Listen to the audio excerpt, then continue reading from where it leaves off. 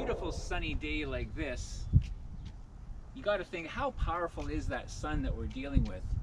Well, I can tell you, the power of the sun is a very, very large light bulb. How about this? 386 billion megawatts. That's 3 times 10 to the power of 26 watts. It's an incredible amount of power. And of course, you can't forget about the grass, the leaves and the trees, anything green. See, plants are smart. They take the sunlight's energy and they do something useful with it. They turn it into power. And the way they get their food through a simple process we call photosynthesis is they're able to take the water from the ground, the carbon dioxide from the air, coupled with the energy from the sun, and they'll produce their own food and, of course, life-giving oxygen.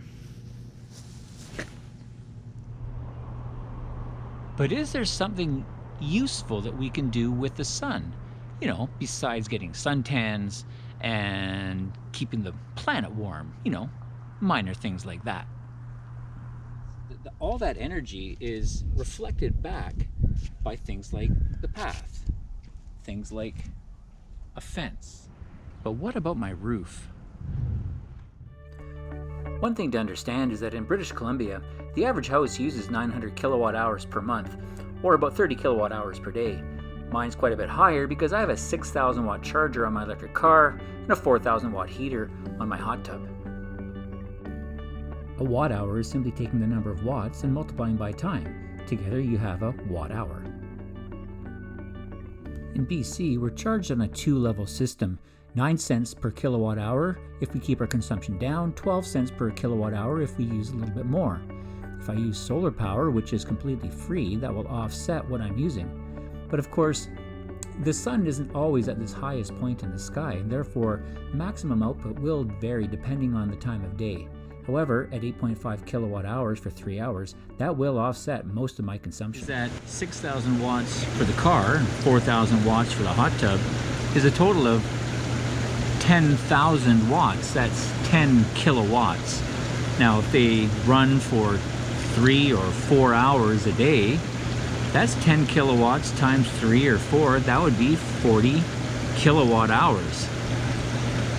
So that doesn't leave very much left over for the rest of my house if I'm going to stay within that 30 kilowatt hour per day average in British Columbia. See, in British Columbia, we've got what's called the smart meter. Normally these meters, over the history of electricity and distribution of power, measured the amount of power that the home consumed. Well, this does that as well, but what it also will do is produce the amount of power that can go back into the grid. You see, if my house was generating electricity using solar power, that power will come into my house, but then what I don't actually need will go back out into the grid. And so this thing will tell how much power I add back into the BC Hydro grid. If I put back more than I use, I get a refund. BC Hydro will actually pay me for the power that my house will generate.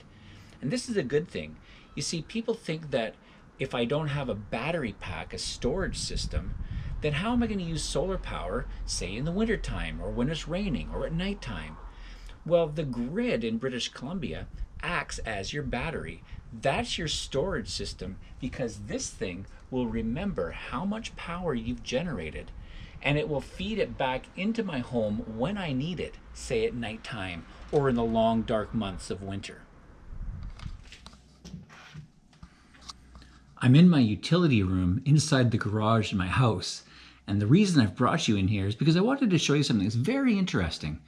When the house was being built, I noticed something that was being installed, and I really didn't know what it was for. So I asked the builder, what's that for? I'll show you what I'm talking about. If you look up, way up to the top, you'll see 2 what seem to be blue caps on the end of these long tubes, and those tubes go all the way up through the house to the very top into the attic. They're one non-stop continuous opening. And I asked him, what's that for? He said, that is a new building code. When, not if, but when you get solar panels installed on the roof of your house, That will be the way they drop the wires from the roof down into the utility room so that the electrician can connect them up into your home's electrical system and ultimately to that smart meter that I was showing you. Now that's interesting. The good thing about electricity in British Columbia is that most of it comes from falling water.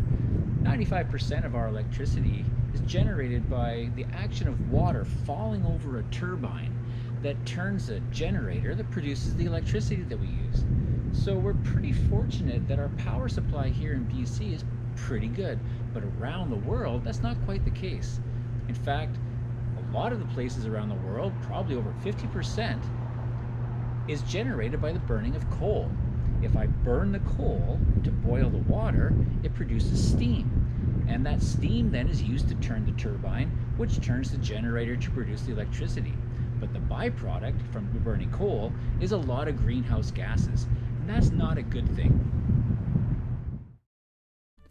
Of course, there's lots of other non-greenhouse gas emitting sources of energy, such as nuclear, although there are issues with radioactive waste. But there's also clean wind energy, which can be found at the tops of mountains and in oceans. And there's another source of energy from the ocean, tidal energy, using the action of waves. And of course, we can't forget about geothermal as a possible source. But back to my roof. What if my house did become its own source of energy?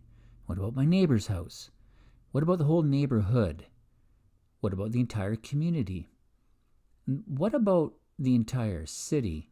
And you start to look at all those roofs, that's a lot of surface area to generate a lot of clean, greenhouse gas-free energy. And when you truly think about it, yes, there is an initial outlay of cost, about $2.50 per watt.